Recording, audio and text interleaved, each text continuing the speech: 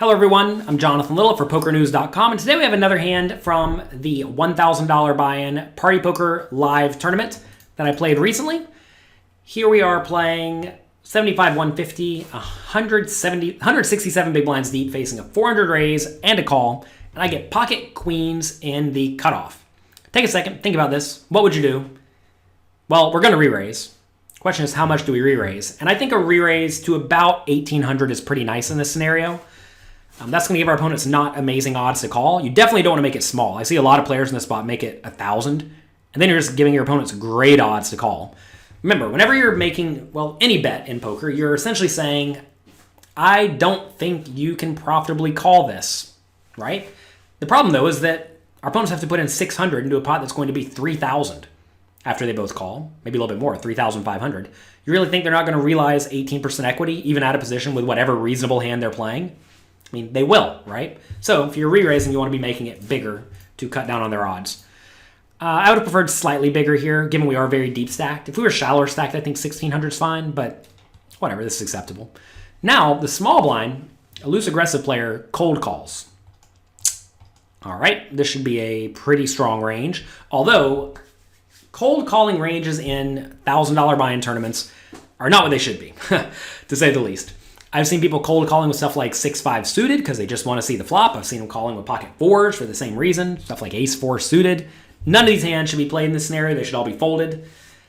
Cold calling range here should probably just be very good hands, big, good suited hands, really hands that flop very well. And to be fair, in this spot, if I'm in the small blind shoes, I'm actually folding a little bit too often, I think. And that's just because there's a lot of value in staying out of trouble with marginal stuff. I'd much rather just 4-bet with a lot of those hands. Like say I did have ace-queen offsuit right here, right? A lot of players will cold call, but I think you'd rather just turn it into a bluff, put in the 4-bet to 4,000 or 4,500. If you get 5-bet, then you fold, right? You're basically using the ace-queen as the best blocker bluff. All right, other two players both call. We see a 4-way 3-bet flop. And it comes 9-3-2. So this is a great flop. It's about as good as I could hope for. And now I want a value bet. I obviously lose 2 sets, but I think in this scenario, such as life, it's a tough spot because, well, first off, I want to make it clear. If I bet and get called and raised, or raised and called, or any multi-way action here, I'm just going to fold my hand. Yes, I could have the best hand, but I'm going to be against aces sometimes, and sets sometimes, and good flush draws sometimes.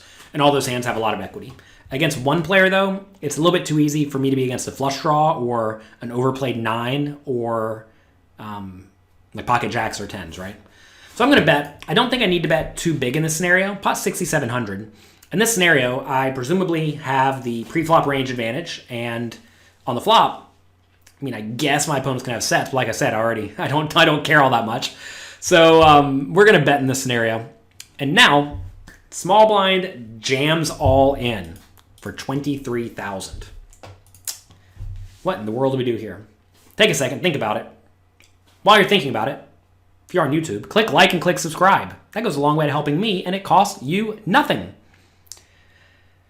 Well, we're not getting very good odds at all. But would our opponent actually make a gigantic all-in with a set? Probably not, right? I think in general, this is big broad generality here, I think you're going to find that most players, when they make this play, have mostly draws or poorly played made hands like 10-9 suited. It's kind of hard to narrow my opponent's range, like I said, pre-flop, because who knows what he's actually doing, but his hand's going to be at least reasonable. Now, he could just have aces or kings. That's a very real possibility. But I think, given I have my opponent labeled as a loose aggressive player already early in this tournament, he's probably in there. He's probably being active enough. And if he's active enough, I think I just have to make the crying call here. If this is a re-entry tournament, I'm probably a bit more likely to make the call. Not that that matters all that much. I think a lot of people get in their minds, okay, it's a re-entry tournament, so I'm just going to take every single little tiny edge. Well, you need to view every tournament as an individual tournament. So the fact that it's re-entry doesn't really matter. You're really just buying into another tournament with a slightly worse structure because you're starting later, right after this tournament, right? So I have a video on YouTube, by the way. Google Jonathan Little re-entry tournaments. I'm sure it'll come right up. If you have not checked out my YouTube channel, check it out. youtube.com/pokercoaching. We have lots and lots and lots of videos there for you. Anyway, in this spot, I'm calling. Queens are great. The opponent could... First off, the fact that he cold called pre-flop and I have him labeled as a loose aggressive player makes me think he's not very good. And if he's not very good, he's probably going to be the type of player who's capable of overvaluing a 9, or the type of player who will just make a giant all-in with a draw. And I'm really discounting the sets here. This would be a little bit different, by the way, if it was something like 9, 5, 4, or something like that, because then he could conceivably have more 2 pairs, like with the 5-4.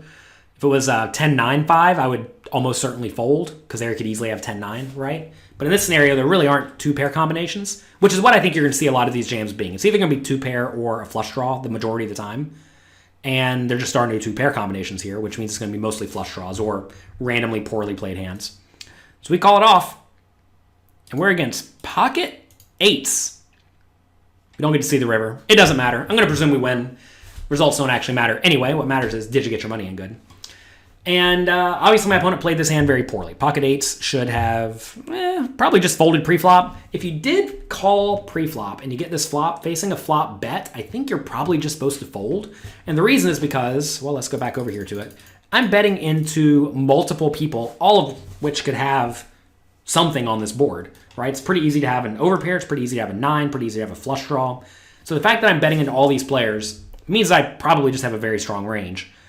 Or at least a strong enough range. And if that's the case, you really don't want to be jamming into this hand. So I think it's actually just to fold immediately. I mean, yeah, you have the best hand sometimes, but from out of position, you're going to get raised by one of the other 2 callers sometimes.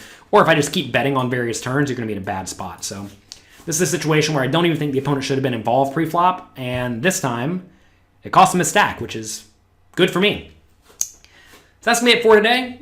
Let me know about the spot. What do you do with the pocket 8s in the small blind? It is a tough situation to be in. I'm sure we can get all sorts of answers from call, re-raise, all in, etc. But this is a weird spot for the pocket 8. So let me know in the comment section below. Good luck in your games. Have fun.